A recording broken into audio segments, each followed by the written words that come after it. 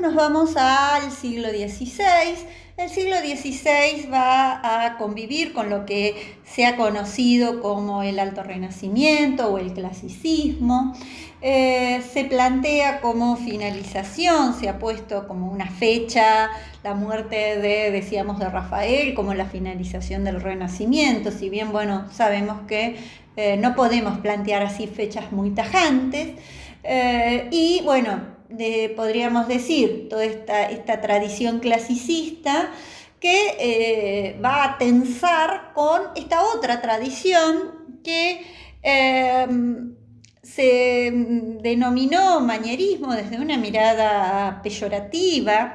Hay que recordar que la problemática del estilo no es una problemática ni del siglo XV ni del siglo XVI, sino que va a ser una problemática más vinculada al siglo XIX, a las corrientes de fines del siglo XIX, incluso a las corrientes como por ejemplo Belflin, y que son corrientes dentro de la historiografía, los visibilistas, que van a recuperar estos otros estilos, otras maneras de hacer que rompían con los cánones de el modo de contar la historia y el modo de valorar la obra de arte, es decir, estos discursos como el discurso de la estética y el discurso de la historia del arte, vinculados a un canon clásico, ¿no?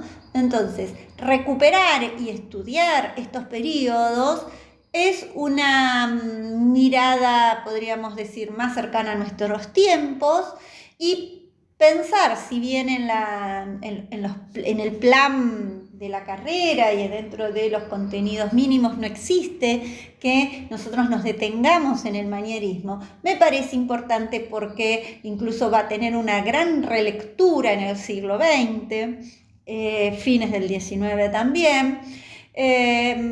Y por el otro lado permite también comprender este momento o esta llegada al barroco que va a ser, nos vamos a ubicar en el siglo XVII. El siglo XVI es un siglo muy complejo. Habíamos tenido el saqueo de Roma en 1527.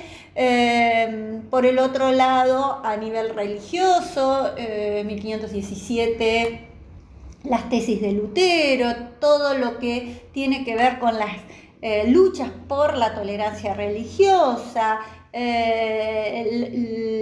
las discusiones dentro, ¿no?, de la Iglesia Católica y el surgimiento del cisma y el protestantismo. Por otro lado, Copérnico y la revolución de las orbes celestes en 1543. El surgimiento y la consolidación de las primeras academias regulares de arte, el desarrollo obviamente del capitalismo que habíamos planteado, y todas estas crisis que incluso la consolidación a mediados del siglo XVI de lo que va a ser la Santa Inquisición, el desarrollo que se venía dando, habíamos hablado la otra vez cuando hablábamos de Venecia, habíamos hablado de la imprenta y la posibilidad que la imprenta permitió en la divulgación de ideas, y bueno, la necesidad de censurar la imprenta. Es decir, hay un espíritu reformista, hay un espíritu de crisis que convive y que lo vamos a pensar en este tiempo que, bueno, el texto de Sherman, que yo les recomiendo para la lectura, John Sherman, que sitúa el inicio entre el 1520 y 1527 como la fase de lo que él considera un manierismo ascendente, rampante, ¿no? Y hace especial hincapié en este fin de la obra de Rafael. También tenemos que pensar en dos ejes, ¿no?, para pensar el manierismo, que podríamos decir lo lúdico, ligado al juego, ligado y lo heterodoxo, ¿no? Bien, seguimos. Entonces, para pensar esta nueva manera de comprender en este contexto tan complejo que estábamos viviendo, que se estaba viviendo, se observa como una de las características del manierismo un extremo intelectualismo, ¿no? Es decir, hay por un lado rasgos sumamente subjetivos, hay una tendencia a una fuerte ambigüedad entre lo espiritual y el realismo, entre un espíritu muy místico y también frente a un naturalismo. O sea, es un periodo que, si hay una palabra que caracteriza al manierismo, es la ambigüedad. En este contexto de crisis religiosa, me voy a detener en algunos pintores, en el caso de Pontormo Rosso. Por ejemplo, aquí ya con Andrea del Sarto todavía tiene elementos renacentistas que podríamos ver de esta Madonna de Andrea del Sarto, ¿no? Bueno, la típica composición, este esquema triangular ya clásico, ¿no? Que todavía lo va a seguir utilizando Andrea del Sarto en la imagen. Sin embargo, aparecen ya bases para superar esta composición. Hay una presencia emotiva fuerte, se supera la rigidez de ese esquema. Como así también empieza Andrea del Sarto ya a ir poniendo algunos elementos para desequilibrar. Uno de los elementos que podríamos ver en Andrea del Sarto es el color, ¿no? En donde empiezan a aparecer colores, podríamos decir, fríos. Fíjense cómo dominan esos paños marrones. ¿Qué paleta entra a dominar, ¿no? Es decir, hay una frialdad y hay una crítica de alguna manera a la profundidad y a la idea del equilibrio clásico. ¿Por qué le pongo? Porque como que se ven elementos que se van a enfatizar en la obra manierista de Pontormo, por ejemplo, ¿no? Bueno, les voy a dejar un video sobre la Capilla Sixtina. Quizás habíamos dicho de que Miguel Ángel vive mucho tiempo y el último tiempo de su obra está vinculado a estos elementos manieristas.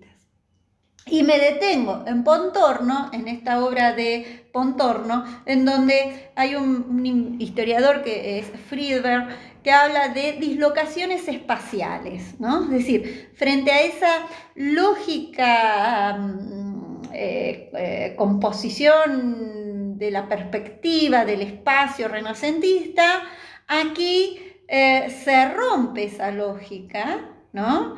Se abandona la serenidad que tenían las obras y aparece un nuevo tipo de emocionalidad, podríamos decir, ¿no?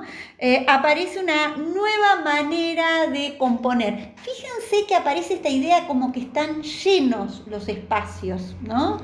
Hay una insistencia en la línea, ¿no? Hay una, domina lo frío, una paleta más bien fría, que marca un distanciamiento y una visión mucho más intelectual, mucho más mental, ¿no?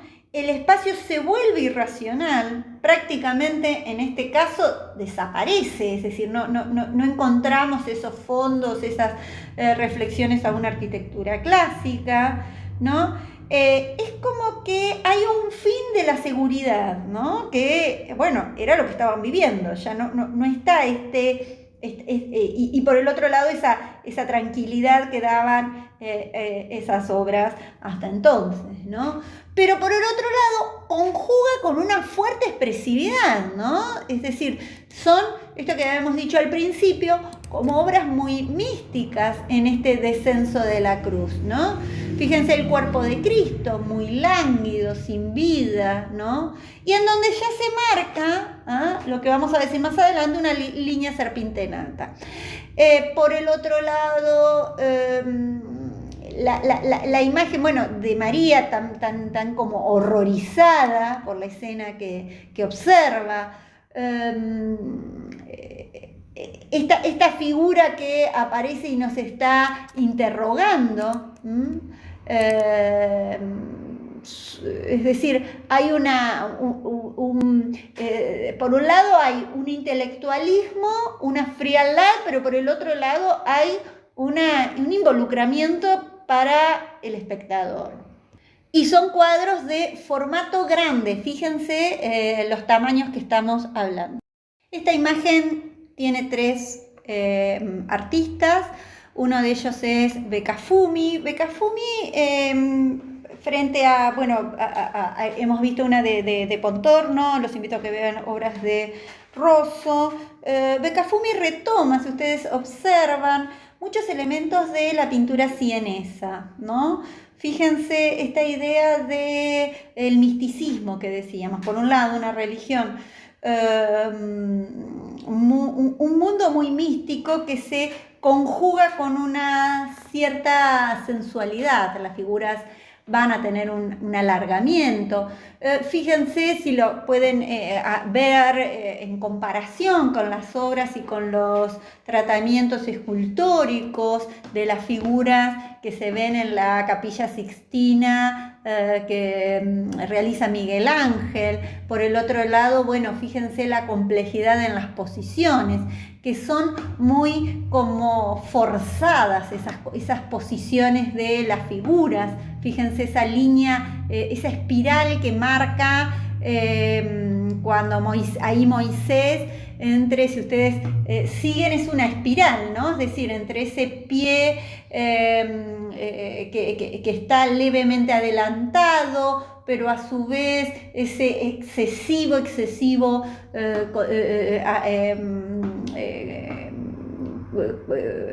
corrimiento de la cadera hacia adelante, con un contraposto muy evidenciado, la mirada sumamente, hay muchas tensiones en todas las miradas, marquen las tensiones de las miradas, y eso les va a dar elementos para poder pensar en y bueno, esto que decíamos, la paleta, es decir, ya no son esos rojos venecianos, sino que es una paleta fría, como si estuviera con un cierto velamiento, la linealidad por el otro lado, pero también hay una sensualidad que guardan los personajes. En el caso de Tintoretto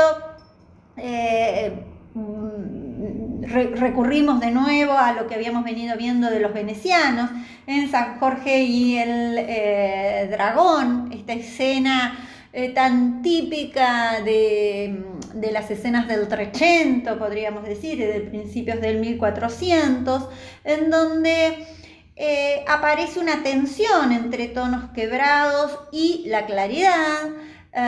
Fíjense el clímax de drama, ¿no? La princesa que sale corriendo hacia el espectador, incluso hasta como si se nos tirara encima la pobre princesa, ¿no?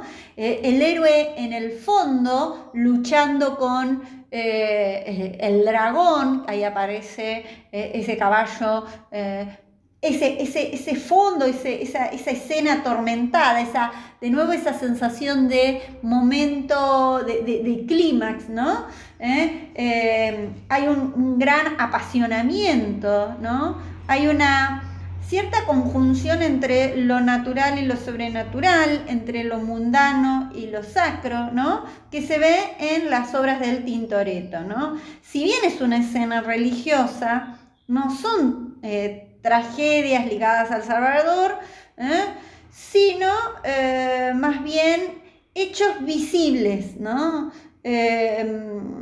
De esta fe. Es un artista desde contexto de crisis y de necesidad y del cisma, ¿no? Y de incluso cuando empiezan a resurgir la Iglesia a partir de nuevos elementos de la Contrarreforma. Y no quiero dejar de mencionar, los invito a que la vean porque acá se ve muy pequeña, que es la obra de Correggio. Correggio sería como una mano tendida para entrar al barroco después.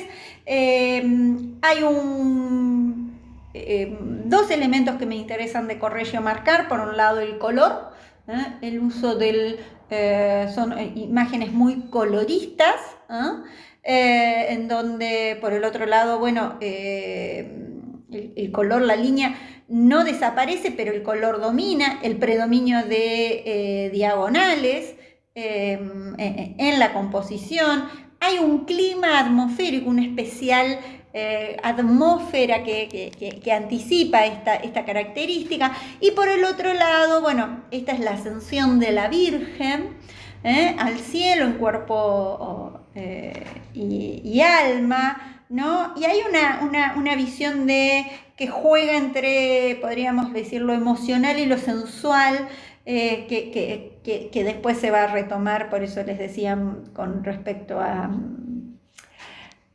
lo que veníamos viendo. Bueno, y esta cúpula, de nuevo, piensen en la Sixtina, ¿no? En esto que decíamos de un Miguel Ángel marcando ya este manierismo, esta nueva manera de comprender el espacio, de comprender el color, de comprender la imagen, y este rompimiento de las estructuras y de la racionalidad renacentista. Para concluir entonces con esta visión, dos obras vinculadas a lo que podríamos decir esta complejidad y esta ambigüedad del manierismo. Por un lado, géneros religiosos, que es lo que hemos estado tratando, para ver el tratamiento formal que implica, en este caso,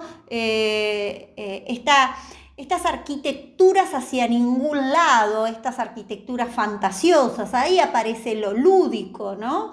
Que veníamos diciendo. Pensemos en escaleras que no conducen a ningún lado, esa idea de juego, de complejidad, ¿no? Es decir, ya acá no tenemos esa racionalidad y ese orden típico de las obras renacentistas. Acá hay una complejidad en el relato, si quisiéramos decir. Por el otro lado, estas escenografías, estos fondos, estas perspectivas ideales, ¿no? En el caso de la obra de Pontormo, quizás es uno de los ejemplos más claros. Y el otro elemento que habíamos dicho, este dominio de la forma por sobre el fondo, en el caso de, aquí les dejé un ejemplo con la obra de Rosso, otro pintor fiorentino, Rosso, contemporáneo a Pontormo. Se forman juntos. Se ve claramente en el caso de Rosso la influencia en el tratamiento de la musculatura, en el tratamiento de estos desnudos, en la complejidad de la forma, ¿no? Es decir, cómo se entuercen esos cuerpos en total tensión, los escorzos cómo abren, la composición, el tratamiento, bueno, del color, ¿no? El tratamiento de las luces y sombras,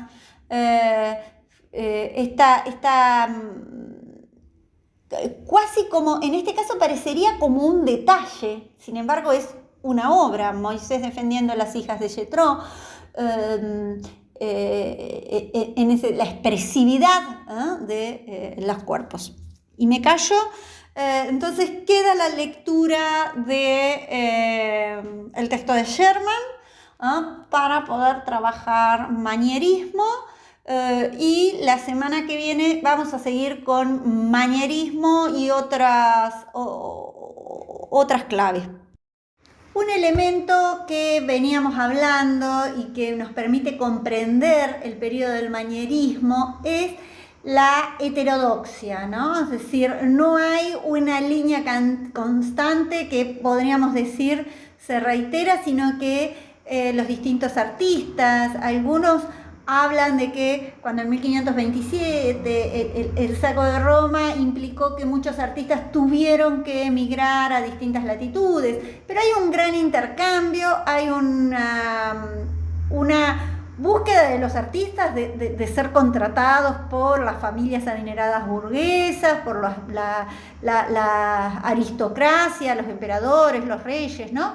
Y acá les dejo dos imágenes, una pertenece a lo que es el juicio final, esta concepción de un momento en el que ya no es la muerte triunfante, sino ahora es la muerte y el momento en el que vamos a tener que ir a rendir cuentas, ¿no? Y es interesante esta figura, ¿no? Central del juicio final. Este es un fragmento, y cómo se observa un eje que es esta línea serpentinata tan característica del manierismo, en donde hay un excesivo, diríamos, manejo del léxico.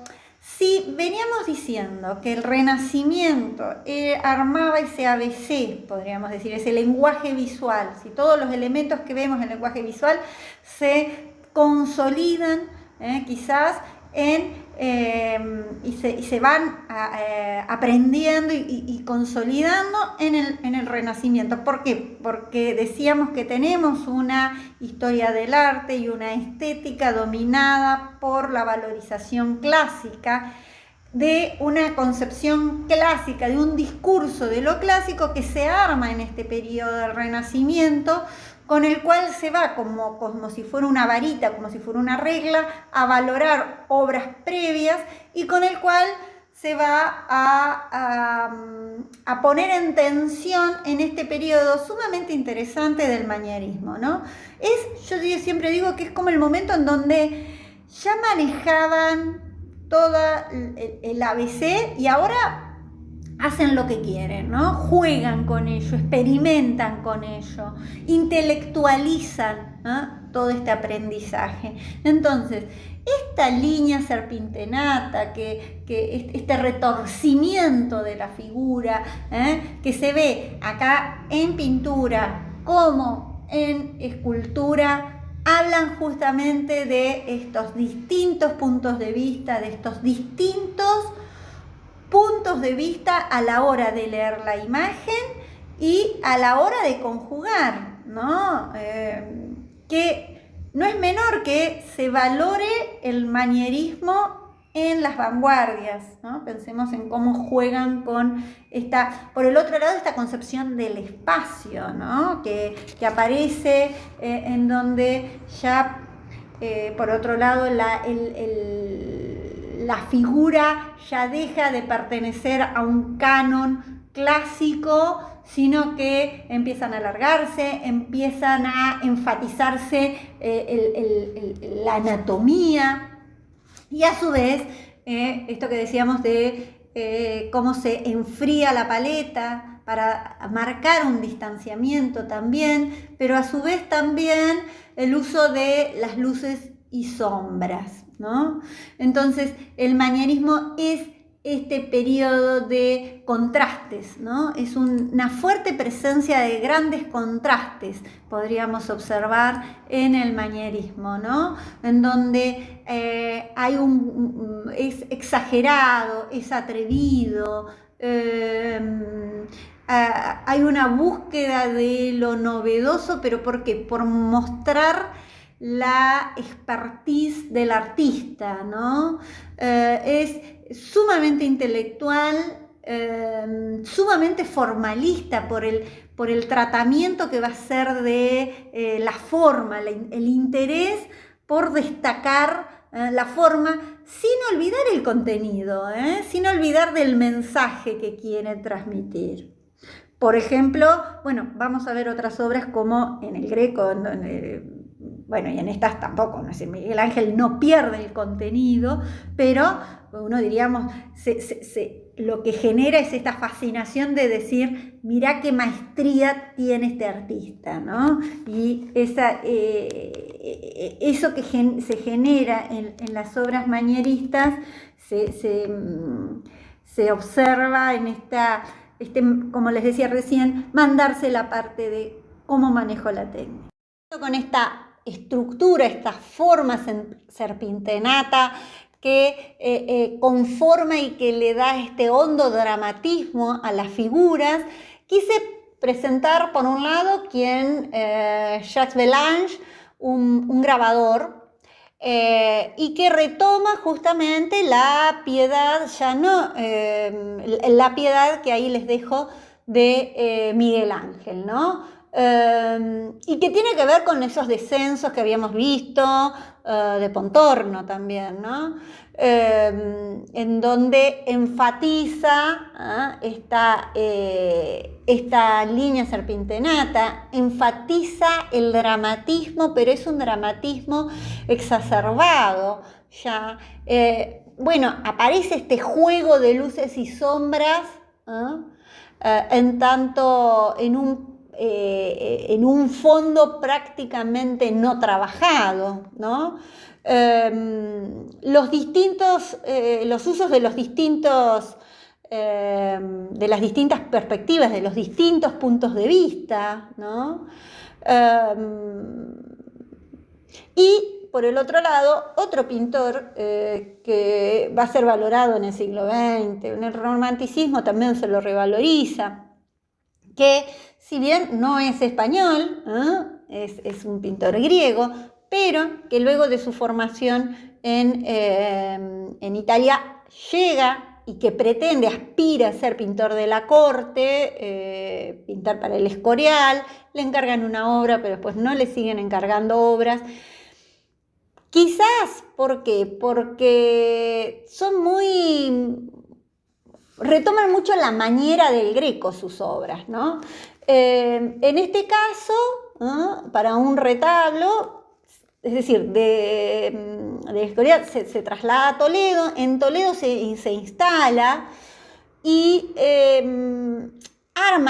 consolida esta imagen sumamente subjetiva, esta imagen de ambientes casi irreales, ¿no? Casi soñados, en donde aparecen los distintos puntos de vista en una misma escena.